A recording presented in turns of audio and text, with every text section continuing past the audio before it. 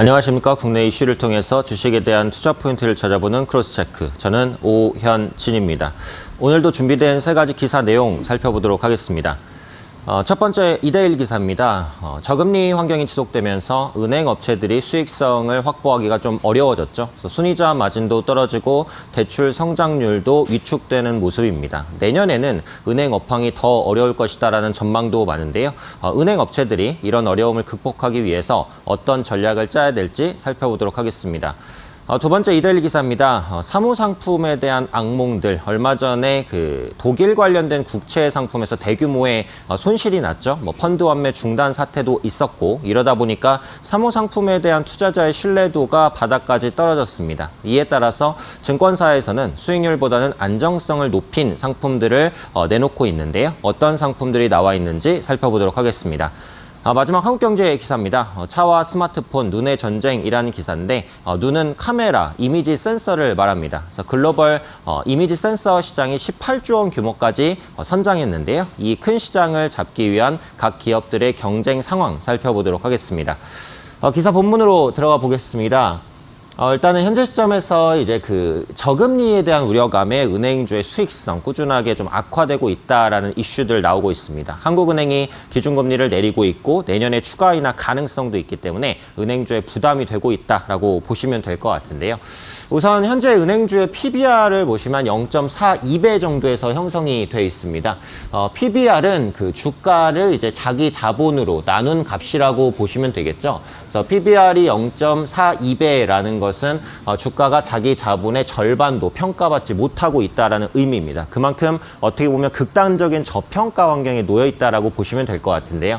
OECD 중에서도 최하위라는 거죠. 그래서 OECD의 평균 은행주의 PBR은 1.41배입니다. 3분의 1도 안 되는 수준의 PBR이 형성돼 있다라는 거고요. 그만큼 어떻게 보면 은행주에 대한 기대감이 낮은 것으로 보실 수 있겠죠. 그래서 내년 은행권의 ROE 같은 경우에도 7% 초반대까지 하락할 수 있을 것으로 보입니다. 그에 따라 순이자 마진 하락, 대출 증가율도 꾸준하게 하락하는 그런 모습들 나타나고 있고요. 그래프를 통해서 보시면요. 예금은행의 총 대출금 증가율 전망을 볼 때 2013년에 대출 증가율은 8%가 넘었습니다. 그런데 그 이후에 계속해서 위축되기 시작하더니 작년에 6.4%로 소폭 반등에 성공을 했거든요. 그런데 올해와 내년 다시 5%대로 대출 성장률이 하락할 것으로 보입니다.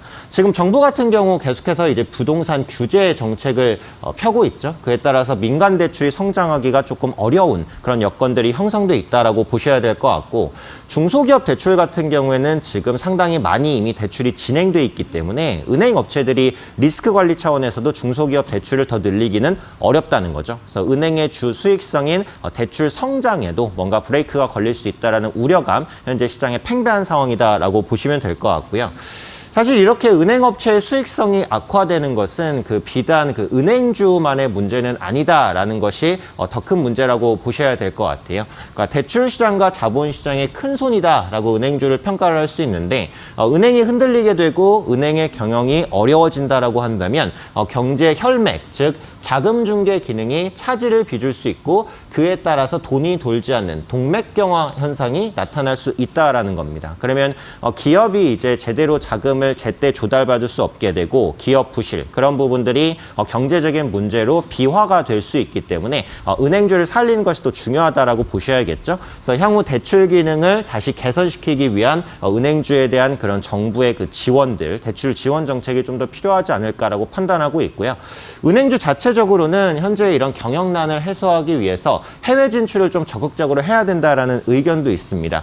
일례로 지금 인도네시아 같은 경우에는 기준금리가 5%, 필리핀 같은 경우에는 기준금리가 4%거든요. 그러니까 한국의 기준금리 1.25%보다는 훨씬 더 높은 수준입니다. 그래서 기준금리가 높다라는 것은 그만큼 순이자 마진, NIM을 확보하기가 용이하다라는 거거든요. 그래서 앞으로 은행주들이 적극적인 해외 진출을 노릴 것으로 보여지고 있어요. 그래서 최근에 어려운 국내 업황을 해외 진출로 좀 극복하려는 시도들 나타나고 있기 때문에 해외 시장 선점에 성공하는 그런 은행주가 좀 차별적인 성장을 보일 수 있을 것으로 보이는 만큼 은행주의 해외 진출 움직임을 눈여겨보자라고 말씀드리도록 하겠습니다. 다음 이슈 보겠습니다. 이데일리 19면 증권면에 있는 기사입니다. 앞서 말씀드린 대로 독일 국채 관련된 상품 부실, 그에 따라서 이제 사모펀드에 대한 그런 믿음도 많이 사라졌다라는 것이 기사의 핵심적인 내용인데요. 올해 하반기에만 이제 해외 부동산 그리고 금리 연계 파생결합증권 DLS 부분에서 상당한 부실이 발생했습니다. 부동산 사모펀드 아파트 계약 위반 사건도 있었고요. 라임자산 운용에서는 이제 펀드 환매를 중단하는 극단적인 사태까지 있었죠. 그러다 보니까 사모펀드에 대한 믿음이 거의 바닥까지 떨어진 상황입니다. 이에 따라 이제 증권사에서도 좀 수익률이 낮아도 안정성이 높은 이제 상품들을 발행하고 있다라는 거죠. 그래서 그 중에 하나가 호주 매출 채권 DLS입니다. 약 1,600개 정도의 상품에 투자해서 이제 리스크를 분산하고 안정성을 높인 것이 특징이고요. 만기가 짧은 것이 또 특징입니다. 그래서 만기가 2개월 정도로 짧기 때문에 리스크 관리에 좀 더 용이하다. 투자 자산 확인도 가능하고요. 알리안츠 보험을 들어서 안전 장치까지 마련하고 있는 모습들 나타나고 있습니다. 또 채권에 투자할 때 이제 후순위가 아니라 그 선순위 채권에 투자를 한다는 거죠. 그래서 후순위 채권에 비해서는 당연히 이제 원금을 떼일 가능성이 낮아진다라고 보시면 될 것 같고, 이를 통해서 이제 연 4에서 5% 정도의 수익률을 추구하고 있다라고 보시면 되겠습니다. 미래에셋에서는 안전성을 조금 더 보강한 퇴직연금 ELB를 출시를 했습니다. 원금 보장 형태로 이제 출시가 돼서 원금 손실 가능성이 사실상 없다라고 보시면 될 것 같아요. 옵션을 이제 양매도하는 전략으로 원금 고정 구조를 짰고요. 기초자산인 코스피 200을 기반으로 최대 수익률 연 3%, 예금 금리의 한 2배 이상의 수익률을 누리는 상품이다라고 보시면 될 것 같아요. 그래서 앞으로 이제 증권사들도 안전성을 강화한 상품을 출시하고 고객들도 이런 상품을 찾는 기조가 확대될 것으로 시장에서는 분석을 하고 있고요.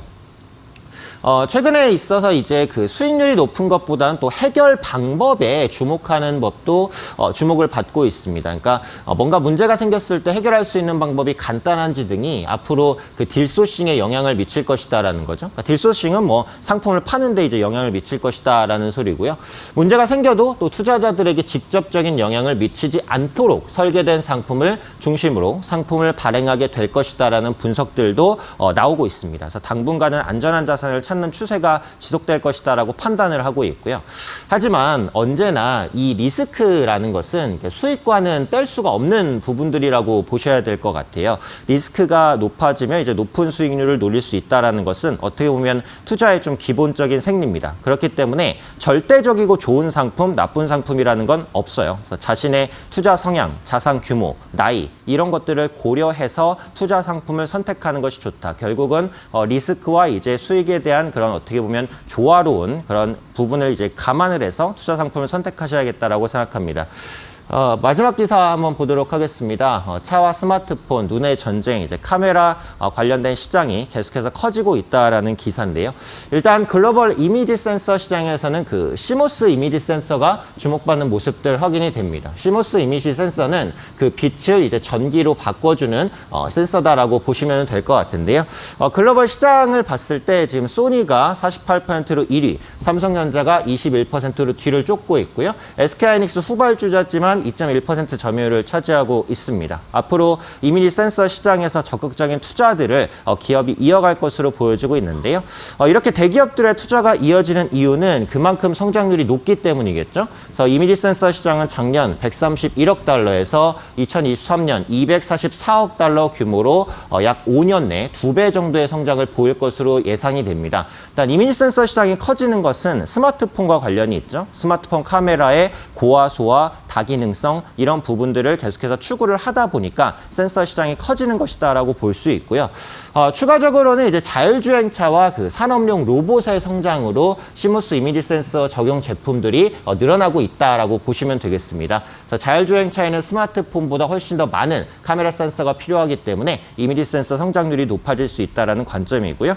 SK하이닉스나 삼성전자뿐만이 아니라 이들 대기업의 이제 카메라 관련된 부품을 납품하는 모듈주의 수익성도 개선될 수 있기 때문에 카메라 모듈주에 대한 관심도 필요하다라고 말씀드리도록 하겠습니다. 이상으로 준비된 세 가지 기사 내용 모두 살펴보았습니다. 간밤에 미증시는 그 미중 무역 분쟁 협상에 대한 기대감이 유지된 와중에 상대적으로 많이 오른 데 따른 부담이 발생하면서 혼조세를 보였는데요. 금일 국내 증시도 약간 이제 쉬어가는 흐름 보일 가능성이 있습니다. 최근에 돌아온 외국인 수급이 계속해서 이어지는지 꼼꼼히 확인하시면서 투자하실 필요가 있을 것 같습니다. 이상으로 크로스체크 오현진이었습니다.